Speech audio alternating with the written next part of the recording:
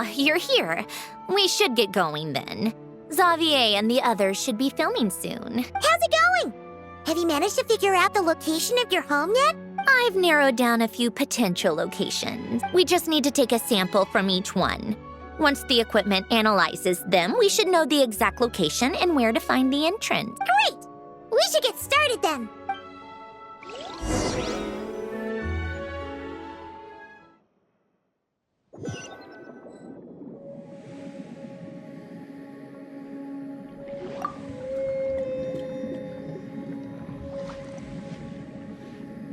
All right, let's get a move on.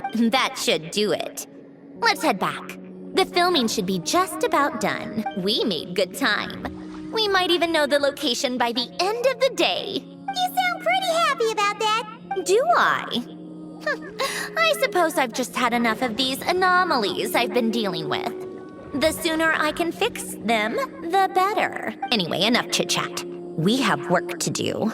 Oh, but let's head in through the side door. I don't want to run into the crew on the deck.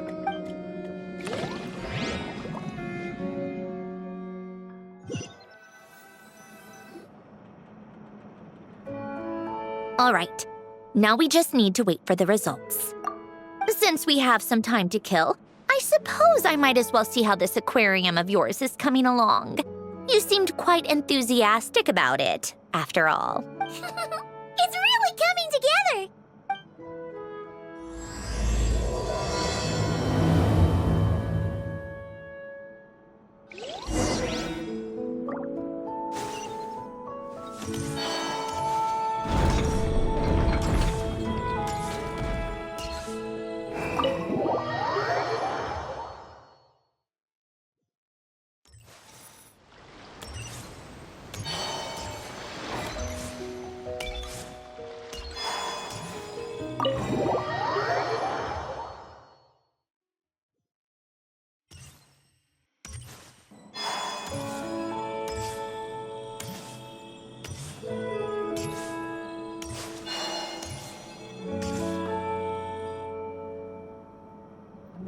Oh, kind of impressive, actually. These must be the ones we caught the first time we went underwater. Like it? It's fine, I guess. Nothing special. Come on! It sounded like you really liked it just now. You're that proud of it? Is this a sense of accomplishment or something? Well, yeah. And it's pretty. You know it's gonna be gone soon, though, right? What do you mean? After the festival, this ship will be returned to the fortress of Meropede, and this aquarium will be no more. So? So, no matter how much work you put into this place, once the festival is over, it's all just going to disappear. But not making the most of it when we have the chance is an even bigger waste. But if you know it's all going to be gone one day, why even bother? Well, because... Because you still get to keep the things you gain along the way. And those are things that can never be replaced. Doesn't that make losing them even harder? Well, if you put it like that, but the happy memories we make along the way last forever. You just have to take a more glass-half-full perspective. Not to mention, everything we do here is going to be on film, so it'll still live on in some shape or form. And when you look back on it, only happy memories will come to mind? Exactly! So it's about finding joy in the process itself. Traveler! You're back already? What's wrong with that? You say that like it's terrible news or something. How did you get here? I didn't see you on the deck. Oh, never mind. We need to help Miss Guillotin hide ASAP. The crew is heading over here to shoot any second. What? They should be done by now. There was a mishap earlier that cost them some time. I was waiting on deck so I could warn you the minute you showed up. Anyway, you should head back to the captain's cabin right away. They're gonna be here any minute now. Finally! That's a wrap for the scenes on the deck. Wouldn't have taken half as long if the wind hadn't snapped our equipment in two. Uh-oh! Too late! Change of plans then. You'll just have to hide. Hide? And where exactly am I supposed to do that? Oh, there's a box over there! You can get in that! Huh? Me too. Do I need my makeup done for the next scene too? For the love of... Let me see. Maybe just a quick touch-up. Huh? Traveler and Paimon? What are you doing here? I thought you took the day off to take care of something. Huh? Oh, well, it didn't take as long as we were expecting, so we came back early. What about you guys? You're still not done shooting for the day?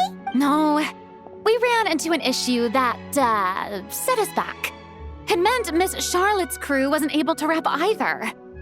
We both still have scenes to shoot in this aquarium. Oh, that's not ideal. For several reasons. Let us help then. The sooner we wrap, the sooner everyone can get some rest. All right. Thanks, you two. Miss Charlotte's crew can go first then. If I'm not mistaken, you still have a night shoot later. Thanks, Director Farina!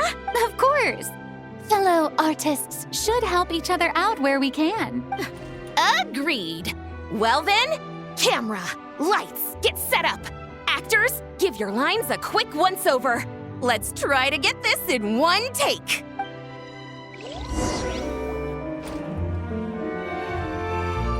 All right, places, everyone! And 3, 2, 1, action! So, the story ends like this. But when Duke Saint Germanus departed, he clearly said that everything was beyond redemption. Huh? That sounds familiar. Wait, it's from that novel I came across while researching the numerological array. He's only a genius when it comes to mechanics, and everything else, he's just an ordinary person. Huh? What was that noise? Whatever, I'll just fix it in post. Miss Jacoba, please don't speak as if I were the accomplice. Not so hard. This box isn't sturdy enough for that. This is why I keep saying, don't put too much trust in Clockwork Mecha. Unlike humans, machines don't have a heart. A heart? That's right. It's what's on the inside. It's also referred to as someone's soul, or likened to free will. You can think of it as a person's core, what makes them unique.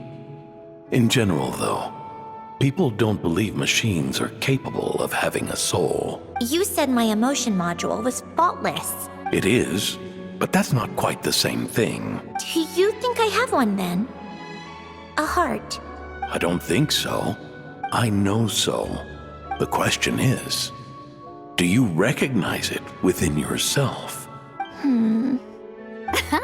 That's where you're wrong. I can't believe this. Forcing me to hide in a box and listen to this drivel. Me. In the end, clocks tick through tranquil years. Fish swim in crystalline springs.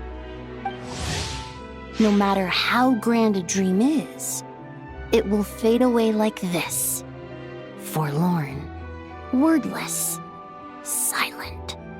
And cut. That was a long one. What did you think?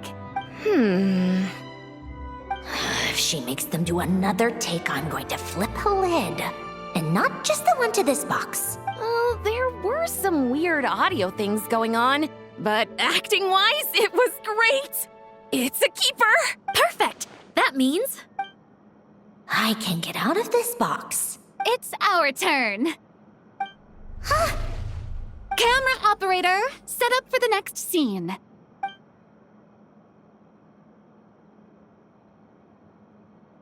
In this one, our protagonist peruses an aquarium in a foreign land and gets swept up in memories of her friend. So, in terms of lighting, that's the vibe we're going for. Got that? Shoot. Paimon thought there'd be a break and Centroni could slip away. What are we gonna do now? break a leg. Yep, we're headed off to shoot our next scene.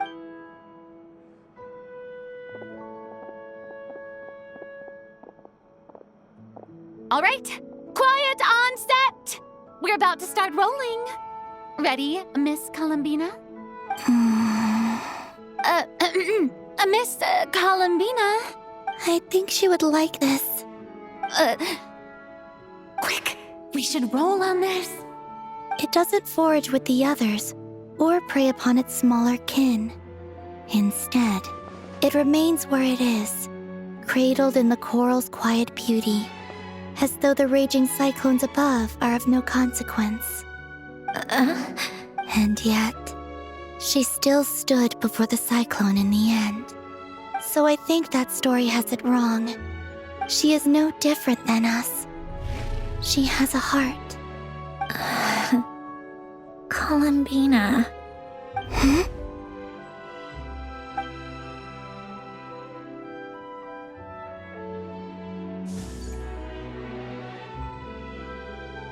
Uh-oh, is she onto us?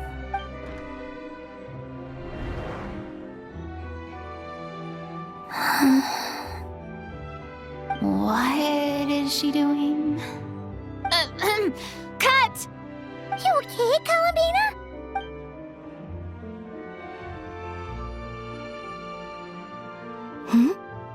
Oh, yes. I just thought... Why don't we take a short break? It's been a long day of shooting so far. That last take was beautifully organic, though. We can use it as is. No need to go again. Thanks, Director Farina. But I'm fine to continue. You're sure? In that case, let's shoot some quick B-roll. Then we can move to our next outdoor scene.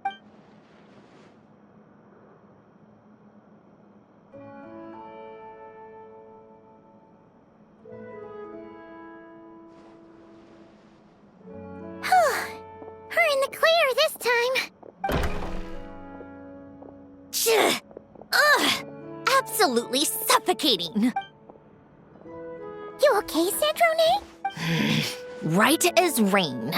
Come on, let's go check the test results. It's time for me to go home.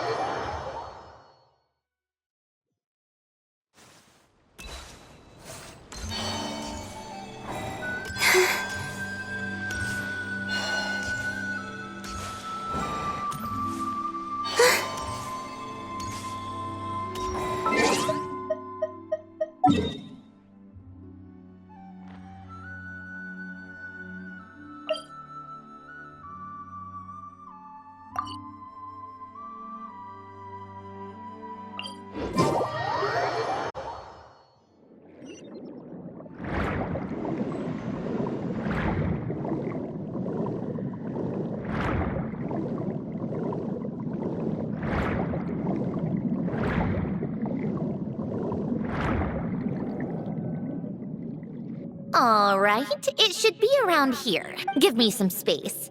I'll activate the water insulating mechanism. The what? Alain, much like Renee, had long predicted that the water levels in Fontaine would rise. Thanks to his expertise in mechanics, he was able to implement a few simple measures to protect our home from flooding. I told him there was no need, that I would just move when the water rose too high. But it would seem he knew a day like this would come.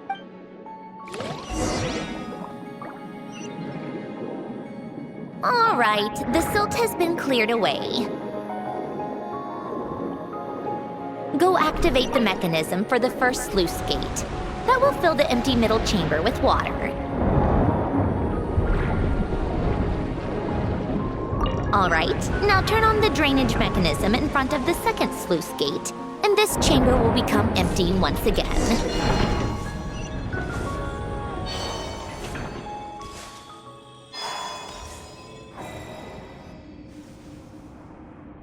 So, this is where you used to live? It's beautiful! There's even a garden! Back when I lived here, it was my job to tend to the potted plants and flower beds. Still growing strong even after all this time. Who would have thought? If the weather was nice, I would take Alen out in his wheelchair and we would go for a walk. Before long, we started bringing Polonia along too. Come to think of it, I was the only one who could get around easily back then. Polonia always got stuck at some point, and it was up to me to launch a rescue mission. Happy. I suppose they were. Uneventful, but pleasant. Repetitive, but peaceful. It was like living in a world where time didn't exist. Of course, that was all just an illusion. Death still awaits all of us at the end. Oh. All right, enough standing around. Let's head inside.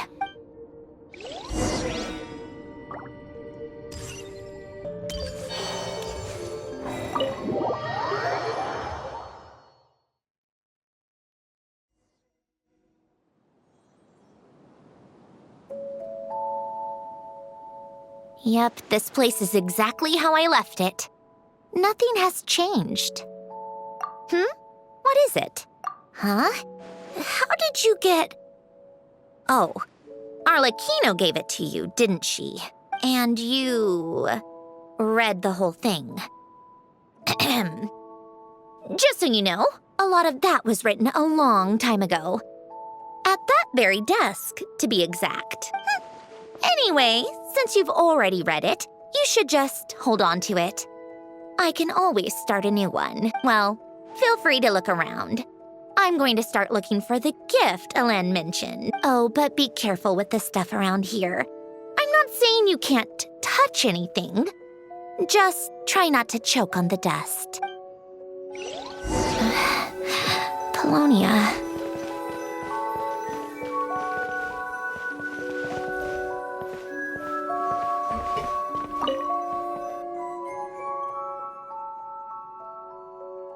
This was Alen's workbench. Later on, of course, it became mine. It's where both Polonia and I were brought to life. Before Alen was bedbound, this is where he would teach me about mechanics.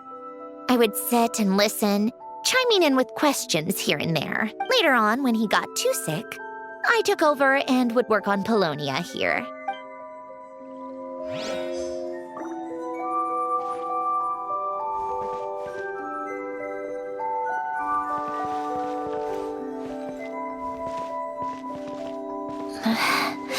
Polonia.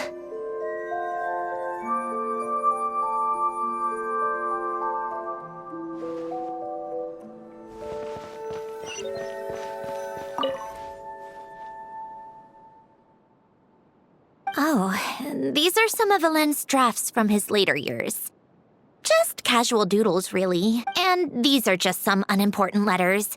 I couldn't be bothered to sort through them before I left.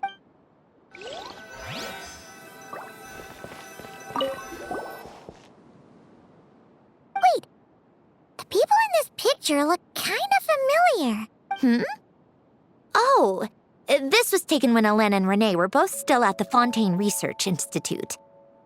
Before their falling out. In his later years, Alen would often sit by the fireplace and stare at this picture, wearing an expression somewhere between guilt and longing. He said he sometimes regretted not helping his friend when he needed it most, even if just to stop him.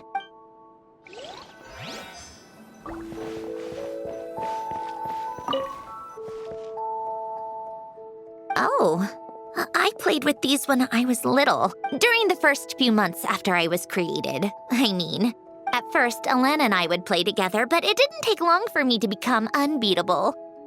So Polonia and I played together instead. Yeah, these don't look like Paimon's kind of games. Logic and math puzzles? Those happen to be my specialty. It's been so long. What do you say? Should we play a few rounds? Let's go with this one. The gears on the left are stacked from largest to smallest. The goal is to move them to the other side in the fewest number of moves. Just remember, you can't stack a bigger gear on top of a smaller one.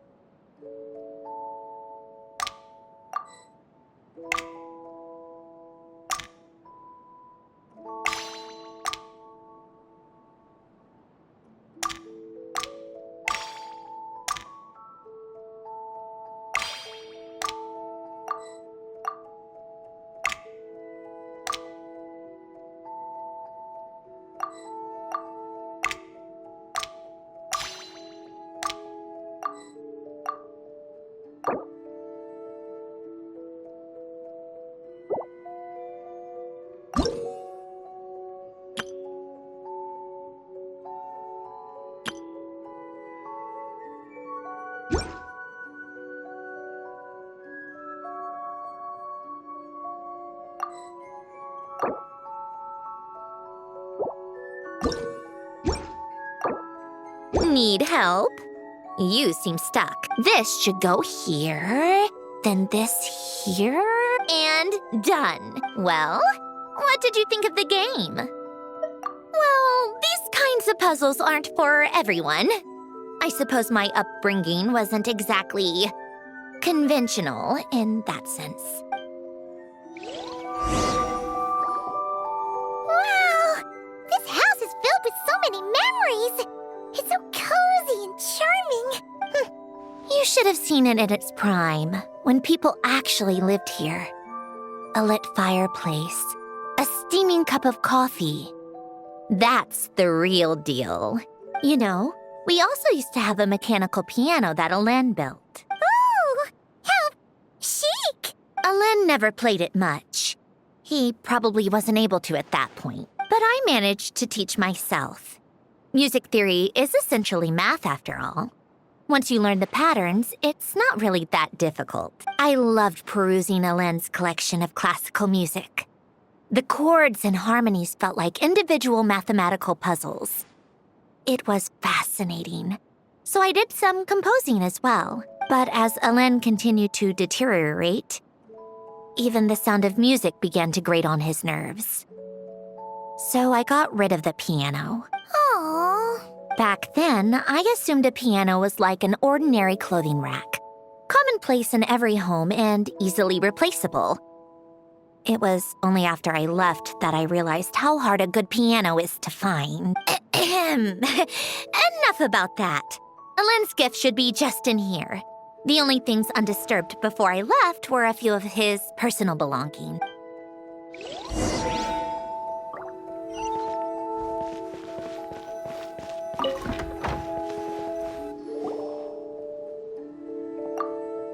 Wait, there's a hidden compartment at the back of this box.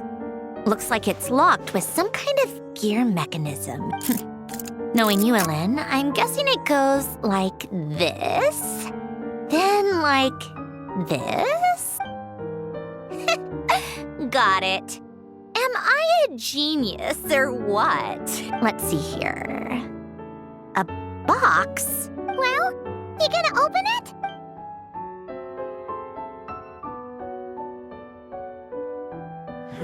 It's heavier than I was expecting. Just how much stuff is in here?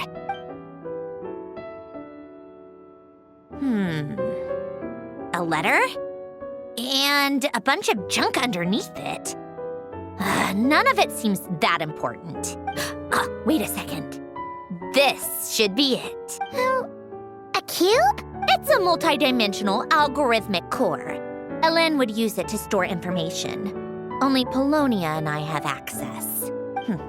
All right, I'll start looking into the core and the letter. Feel free to go through the rest of the stuff and see if there's anything useful. Okay. Hold on. There's another picture in here. This one has writing on the back. A snapshot of you playing among the plants shortly after you were born. You seem to like these flowers a lot. May you grow and flourish just as they do. Huh? Wow! Look how happy you are in this picture. You've changed a lot since then, huh? What's that supposed to mean?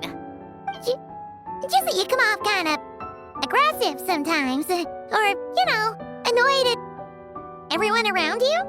Well then, people should stop being so annoying. It's not like I'm the one with the problem. Of course not. Oh, here's something like a piece of paper torn out from somewhere. Today, I solved another math puzzle and made a breakthrough on a construction problem the Institute has been stuck on for years. Am I a genius or what? No, wait, that's From now on, I should have people address me as Her Highness the Clockwork Princess, unraveler of all reason. Nope. No more of that. I thought I tore this page out. You wrote this? Then how did it get... Wait, there's more writing at the bottom. You seem to have developed a distaste for this particular entry, considering I found it in the trash. I'm sorry, but I could not help but hold on to it. Forgive me. Helen! Don't be embarrassed. Everyone goes through a phase like that. Nonsense. I wasn't even the one who wrote that. It must have been Polonia. That's enough. I told you it was Polonia. You know what? We're done with this. No more rifling around in the box. Just put it down and let me read the letter. To my little clockwork princess. Not another word. Got that? If you're reading this. You've most likely received the gift I left for you. I just hope you didn't stumble across all this while cleaning out my effects or something trivial like that. I once asked if there was something you wished for. Do you remember that? I wonder if time has changed your answer. Regardless, I have another gift. A formula that will allow you to come face to face with the anomaly inside of you. If you even still call her that. Why this gift? To understand that, allow me to wax poetic on the soul once again. I would ask you to stick with me until the end, but I know you will. You always have. I believe a person should be born twice over in their lifetime. First, there's the birth that grants us life. Then, the birth of the soul. It's a matter of transforming the life bestowed upon us into the life we choose for ourselves. And to do that, we must look inward. We must make a conscious choice to define the meaning of our life instead of allowing the happenstance of our existence to pass us by.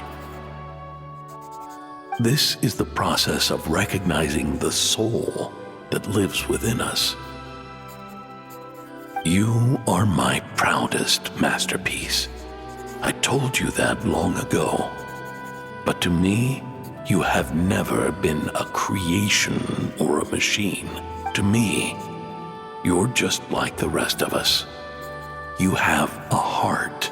In fact, some theories think of the human brain as nothing more than a machine, and thought the product of its computations. So you see, perhaps we're not so different after all. Your inner machinery is just far more advanced than most. No matter how one looks at it, the heart is a complex thing, a place where logic and reason collide with our emotions. Your computational capacity allowed you to become sentient and develop logical reasoning. But it also granted you something that, on the surface, might seem contradictory. Emotion. Emotions and logic often clash with each other, and those instances of discord can accumulate over time. That is the source of what you refer to as the anomalies within you. As you told me once, you've always known what you don't want. Yet you've never wished for anything in particular, similar to how a blind person can feel when a part of their body is in pain without being able to fully visualize its form. Such is your relationship with your soul.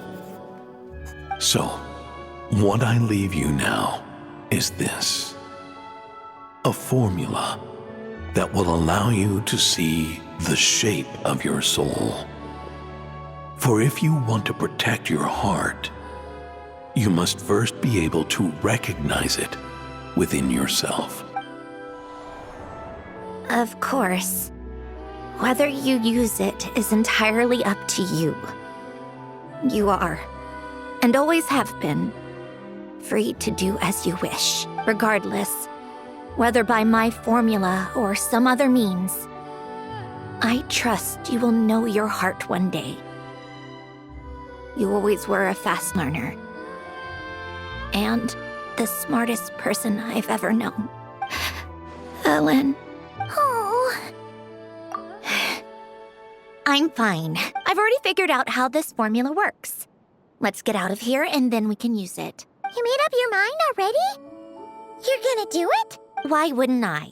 Resolving the anomalies within my core is the reason I came here in the first place. No, I can do this on my own. But, do you want to watch? What do you mean? I already know what anomaly I need to resolve. Like Alen said, she's an amalgamation of all the times my logic algorithms have clashed with my emotions. And by resolve, you mean that literally? Or... Yes. But if you, let us in like that, wouldn't that mean letting us see a bunch of your, you know, inner thoughts and secrets? If what Alen said is true, then I'm about to be... born anew. Or whatever. This is your chance to be lucky enough to witness it. Besides, you already read my whole diary. When it comes to keeping my innermost thoughts to myself, well, I think that ship has sailed. You're really sure about this? How many times do I have to say it? I finally let you in as, friends, and you want to question it. I'm not gonna offer a second time. Enough with the mushy stuff. Just follow me.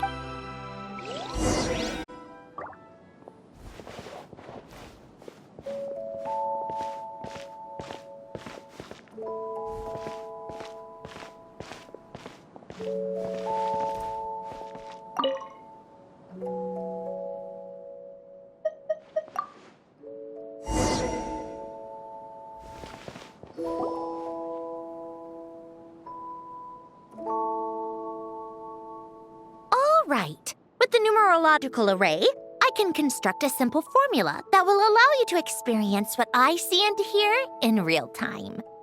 Oh, just like St. Lolly's scent-sharing technique. Been there, done that. Huh. Sounds like that shaman has some tricks up her sleeve. The arcane and the mathematical are both fundamental laws of this world. Being able to achieve a similar result through both isn't surprising. Anyway, let's get this show on the road. But no comments from the peanut gallery, okay? I know I offered, but I still don't want any interruptions.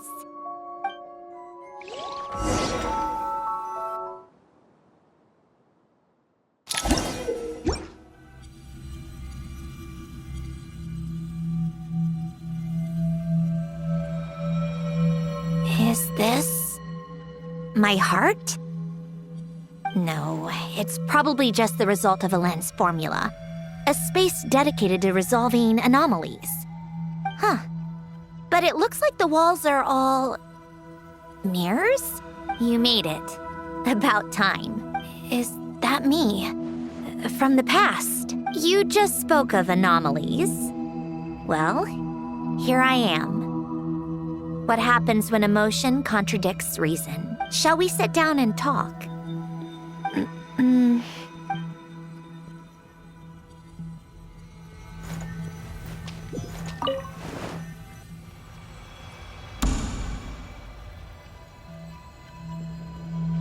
That should do it. Hello? My name is Alain Guillotin. Can you hear me? Brings back memories, doesn't it? The time we spent here. Here. I want you to have this. A notebook? You can use it to write things down. I don't need to write things down. I have unlimited memory. Even so, some things are more important than others, right? You can use it to write about the things that matter. So you wish me to carry out a basic priority sorting operation? I suppose you can think of it like that for now.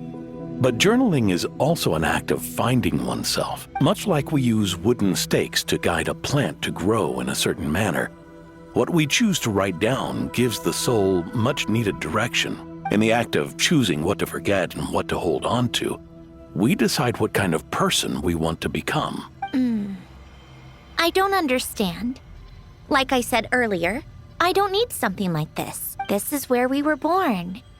Where our life began. Mornings of tending to the garden. Afternoons spent cleaning, reading, or studying. Evenings of cozying up by the fire, listening to Alen share stories about his past. Alen. What is it? What are you drinking? Oh, this? It's coffee. It, makes me more productive. I want to try it. Oh, okay. Here. Bitter. Speaking of, why did you design me with senses? Taste, smell, touch. Well, I'm not quite sure. It just felt like the right thing to do. I suppose I hoped you might have a life of your own one day, and that you deserve to experience all life has to offer. Oh. Still bitter. But the smell is nice. I thought those peaceful days would go on forever. You know that's not possible. Maybe. But how was I supposed to know the end was just around the corner? That was just bad luck, was it? Well, it certainly became a pattern, now didn't it?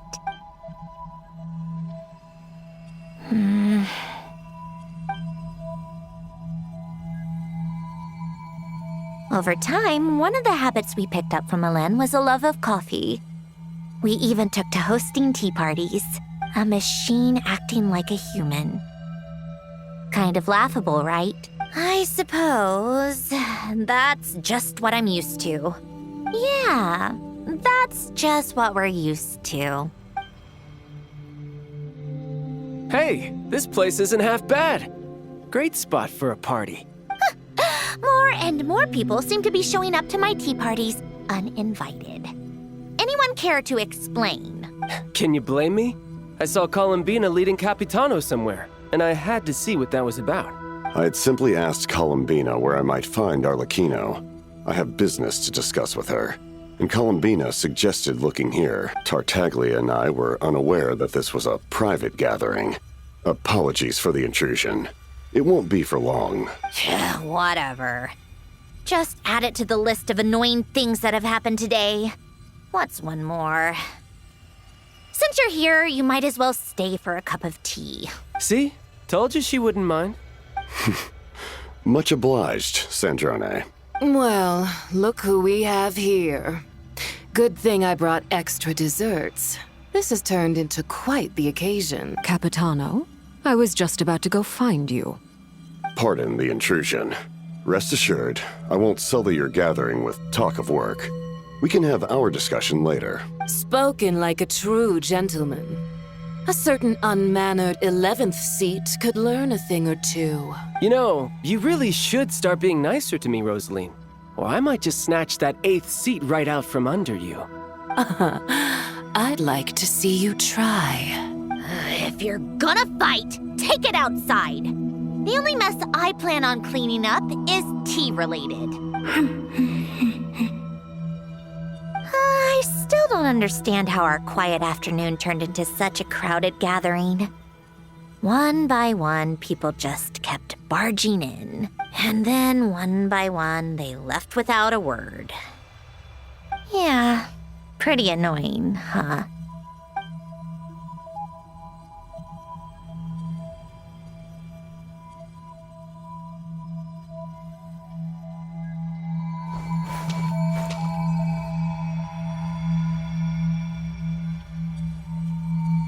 Of all my days with the Fatui, the times I spent with you, Arlecchino, and Rosaline, they were my favorite. Goodbye, Sandrone.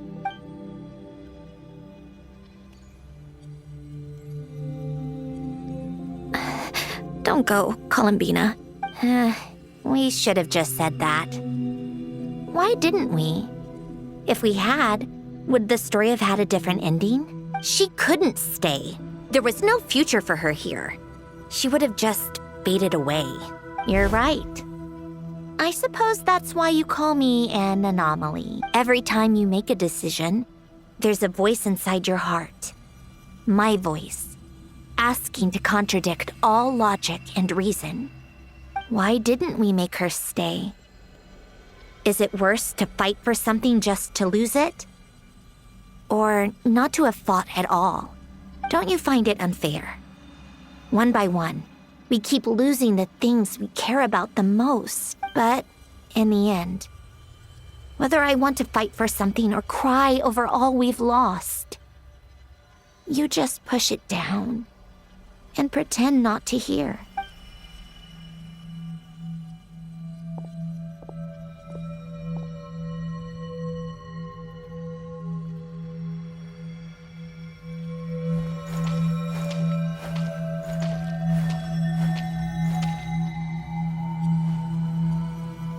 And now, even Polonia, the other half of Elend's legacy, the last remaining member of our family, even Polonia is no longer with us. I did everything I could, but it's just like Elend always said. Polonia was one of a kind. There was no replicating what he managed to create. Don't you feel like our connection to the past is fading bit by bit? Like, even the things we have left are slowly slipping away. I suppose, but you can't move through life without having to say goodbye.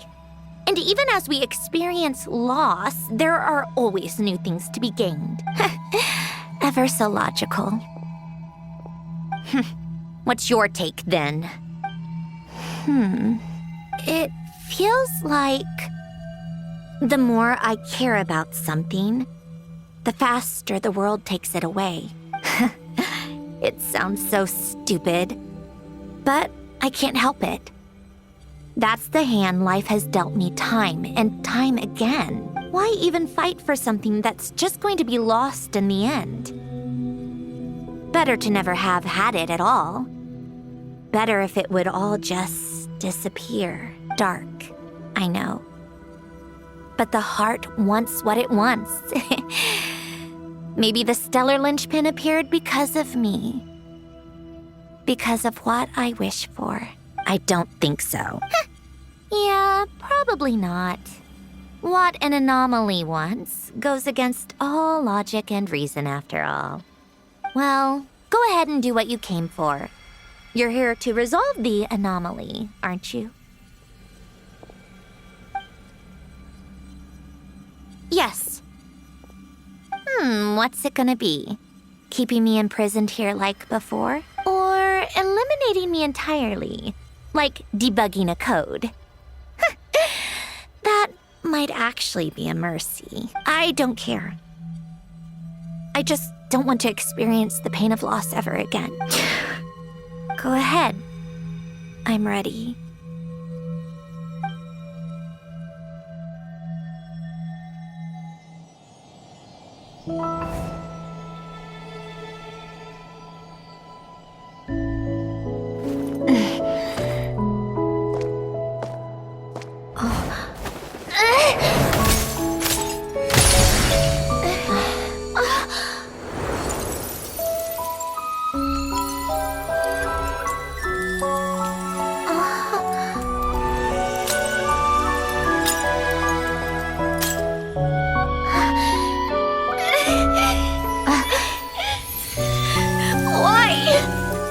Why do we keep losing everything we care about?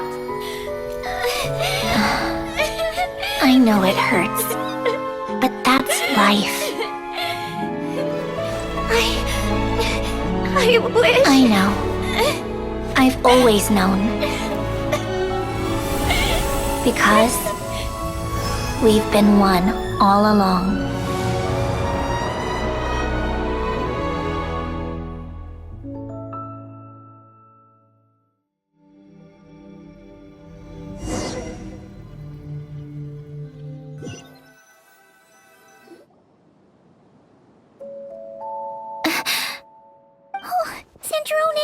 I'm fine.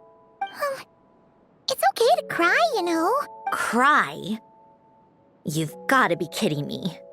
Save the comforting for someone who needs it, Paimon. The emotional side of my core algorithm, my emotion module, has always been fully developed and operational. Elen tried to tell me that too. I've just chosen to ignore her voice all this time. I suppose. Come to think of it, it's kind of like the aquarium on the ship. The aquarium? The old me took one look at it and saw something I would inevitably lose. So I stopped putting in the effort. Then, one by one, the fish all swam away, and the place became even more bleak and depressing. Pretty pathetic, right? Don't say that. A lot of people would feel the same. It just shows how much you care about what you have. Now? After seeing what you've done with the aquarium, I have to admit, I think it's beautiful. It's like you said, we get to keep the things we gain along the way. And those are things that can never be replaced, because we choose to hold them in our hearts. Well said. Besides, I've already died once. I'd be stupid not to make the most of this second chance. Right. Earlier you, or your inner self, mentioned something about her wish. What was it? You think that's something you can just ask and I'll tell you? Think again. I may have accepted my emotional self, but I'm not about to go all soft and mushy on the inside and pour my heart out. That said, taking a step in the right direction couldn't hurt. Starting with cleaning some old aquarium tanks of my own. Huh? Metaphorically speaking, I mean. Come on, let's head back to the ship. I need to talk to that shaman.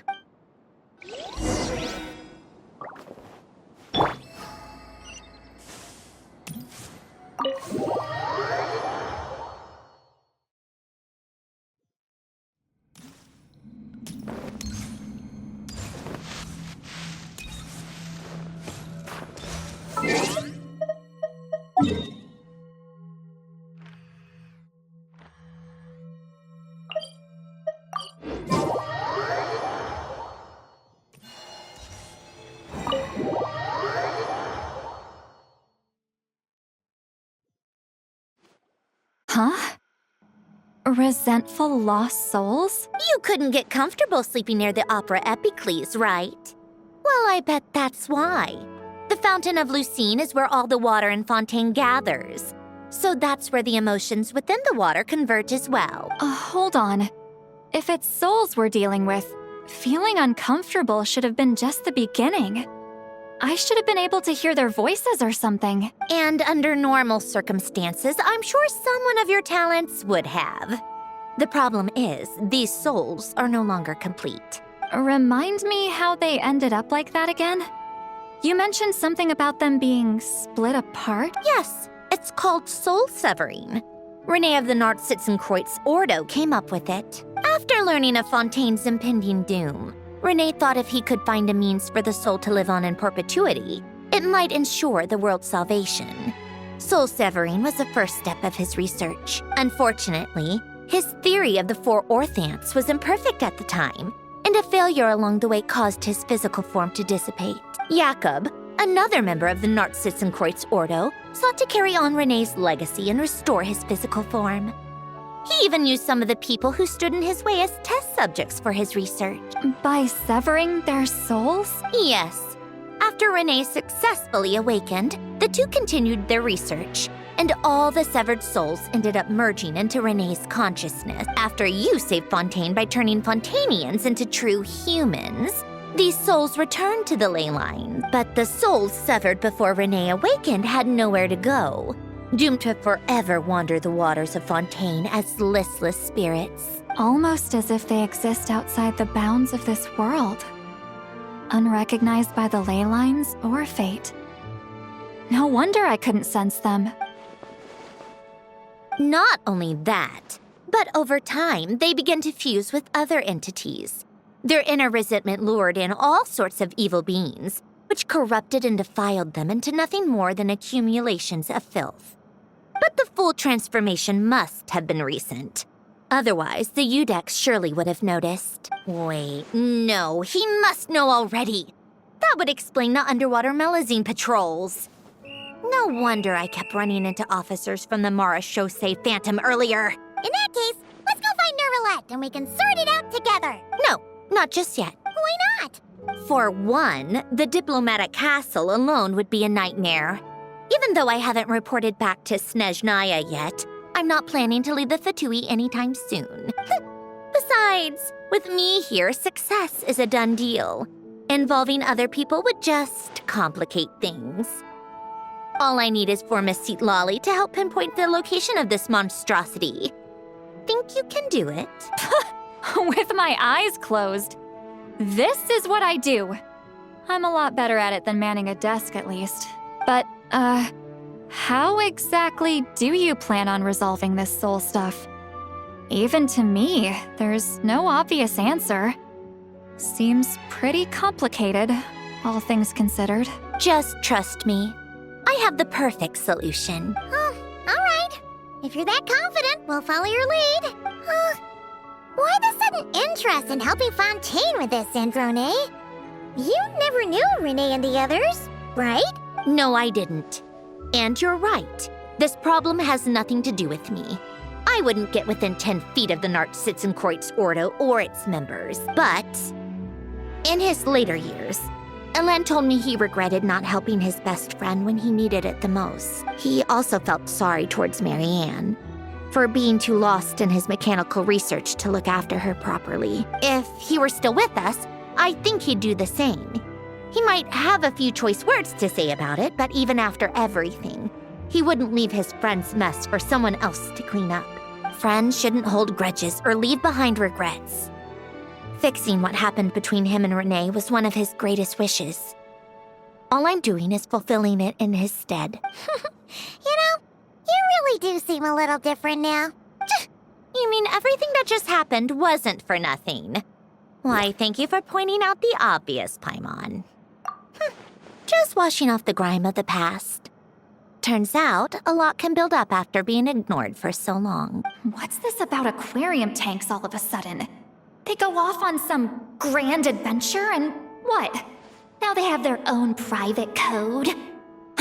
Stupid. All right then, Citlali. Tracking this thing down is up to you. Huh? Oh, right. No problem. You got this, Granny Eatsley! You! Come with me to Hotel de Boer for a drink. Right now. Why? Because I said so! Miss Guillotin, I'll report back on the location tomorrow morning. Just need a drink or two first to bolster me up. Well, don't let me keep you. All right, you. Time to go. I've got scores that need settling. Huh?